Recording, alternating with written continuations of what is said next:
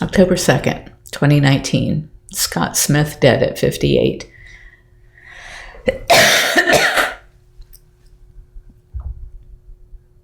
October 2nd, 2019.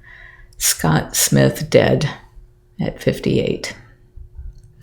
Scott Smith with Jacquie Ellen at Mom and Fred's wedding, March 27th of 2018. Scott adored Jacquie Ellen and always said he was going to marry her. She married a Scott Smith late in life, but not him. They were cousins after all. Our family has always been conflicted on that matter, though, with Chuck marrying our cousin Trundy and Scott and I dating briefly back in the 80s. The last time I saw Scott was at the wake for Michael Edmondson, Jacquie Ellen's brother, in May of this year. After all the crying was done inside, Scott had gone outside to smoke and I went with him. He looked so old and defeated. When I asked where he was working, I learned that he had been fired from the produce stacking job he had working for Mr. Rosa at church. He said he was taking care of his mom, which I read to mean unemployed and living off his mother's Social Security checks. I'd shared with Mom that Scott had commented, quote, "Bar Jean sure looks good in those skinny jeans," unquote, and for the first time Mom suggested that I not hire Scott if he asked for a job. He'd had a recent DUI, but I don't know if that was the reason. I just celebrated 40 years sober yesterday, but apparently Scott was never able to cope without the deadening effect of alcohol. My parents had sold him the house at 4911 East Liberty Street decades ago, so it was probably free and clear by then. I never asked. I don't pry.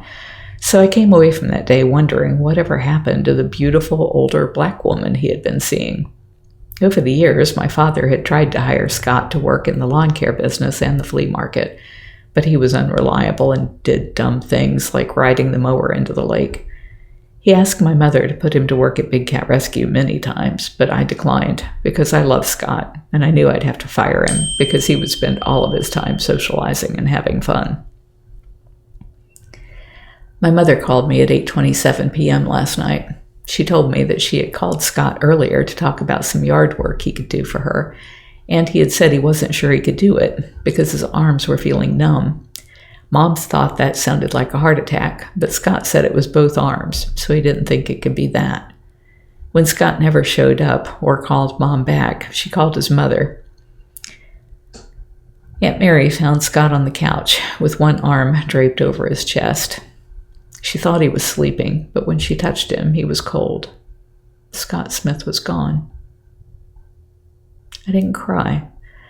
I still haven't shed a single tear, and I don't understand why.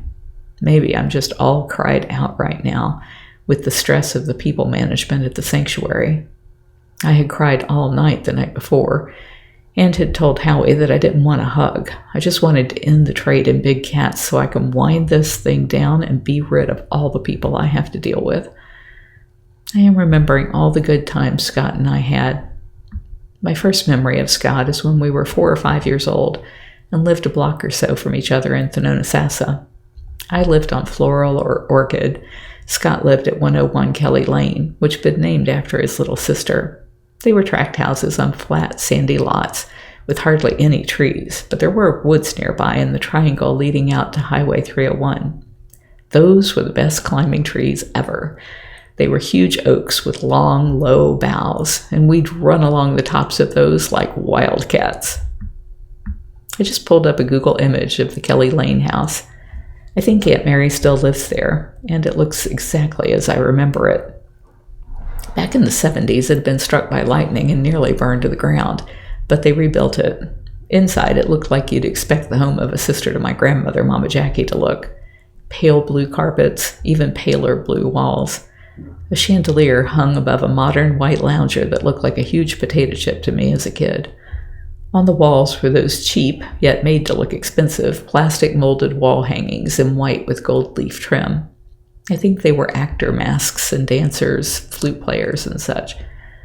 Kelly's room looked like something you'd expect of royalty, and that's the way Aunt Mary coddled her. I don't remember Scott's room, because Scott wasn't allowed in the house during the day.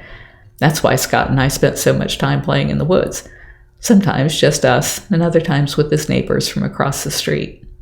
Scott was funny, gregarious, adventurous, and the girls always adored him. I did too. He and I were born the same day, and often thought we'd been twins, separated at birth, and wondered which set of parents were really our birth parents. That's how inseparable we were in our childhood. We went to first grade together.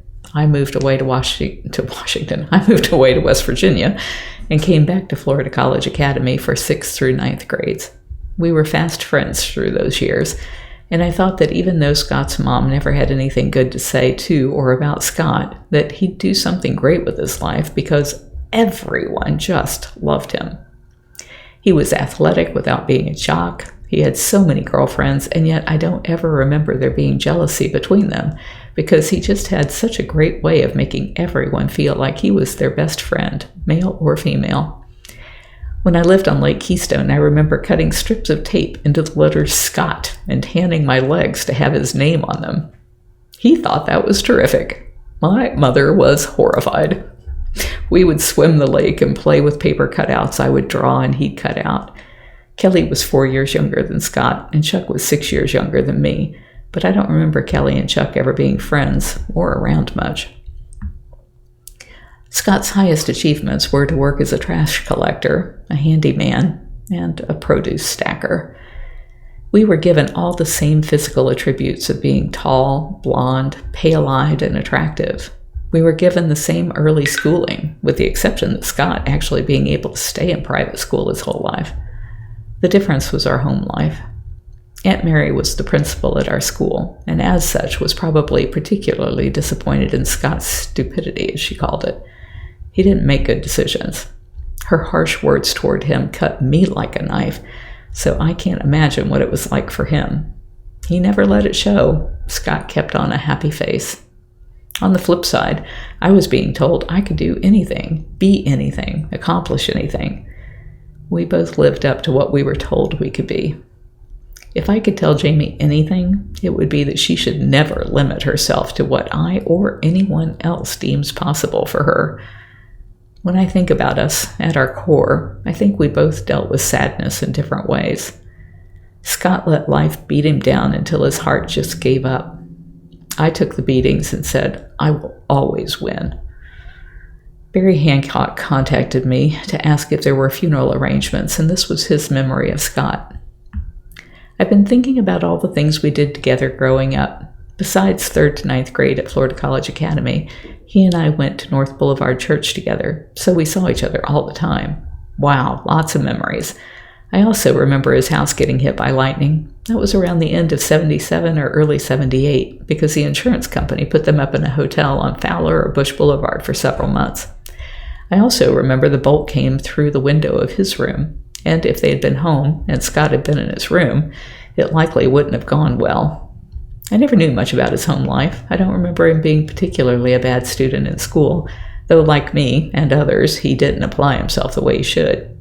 It could be that Mrs. Smith being principal at Florida College Academy turned out to be a bad thing for Scott.